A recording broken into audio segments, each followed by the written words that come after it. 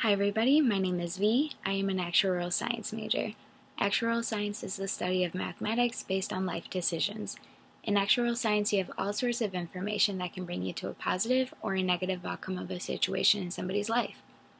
This is calculated by the risk of everyday things that that person does.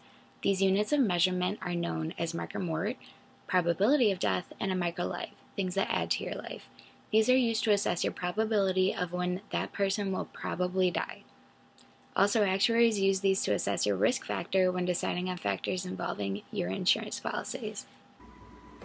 Physics is the science of describing reality and how it works. Using empirical evidence, physicists are able to create mathematical equations that we can use to understand reality. Around me like a waterfall, and there's no stopping us right now. I feel so close to you right now.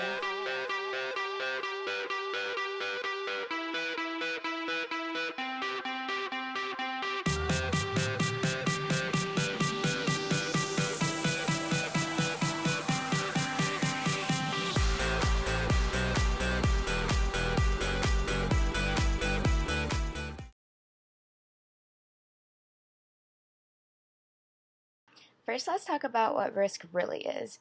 Risk is defined as the probability or threat of damage, injury, liability, loss, or any other negative occurrence that is caused by external or internal vulnerabilities, and that may be avoided through our actions. The way we calculate risk in the actuarial world is by taking the death count of an action and dividing it by the population to find the Marker-Mort for that action. Risk is a big part of everyday life, and everybody goes through it. For example, our client Fred really likes to skydive. For someone who skydives, it is worth 10 Marker-Morts per jump per year. This is the same fatality as if you were under anesthesia for an hour in a doctor's office. This is based on the deaths per year due to skydiving incidents. Although 10 Marker-Morts is only classified as a medium risk, skydiving does have a lot of risk for injury, if not death. The probability of someone getting hurt from skydiving incident is 0.082 out of every 1,000 jumps taken.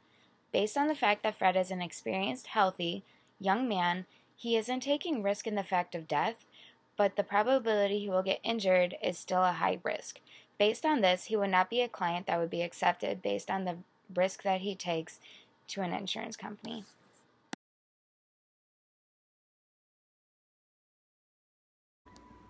What are these magical equations that allow us to predict the future, and how do they work?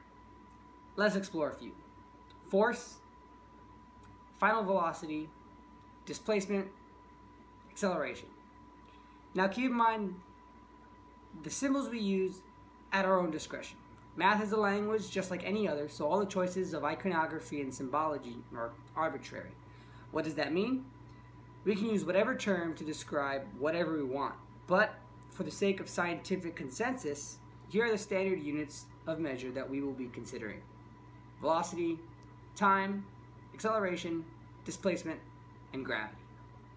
Now, all this can get real messy really quickly, so for the sake of time, we will assume ideal conditions, such as zero friction and zero wind speed.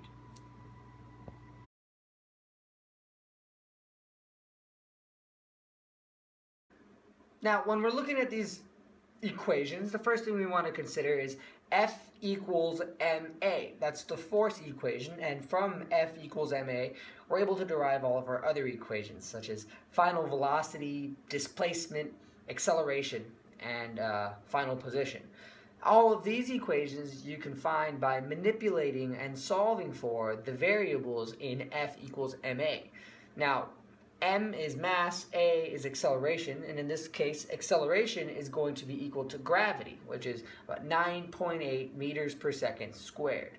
That is how fast an object falls towards the ground. The force is equivalent to that acceleration of 9.8 meters per second squared times the mass. And let's assume the mass, like I said, is 60 kilograms. You do the mathematics and you're going to eventually find Fred falling at a very fast rate, which could be very risky and would ultimately cause for multiple injuries and different kinds of damage to gear.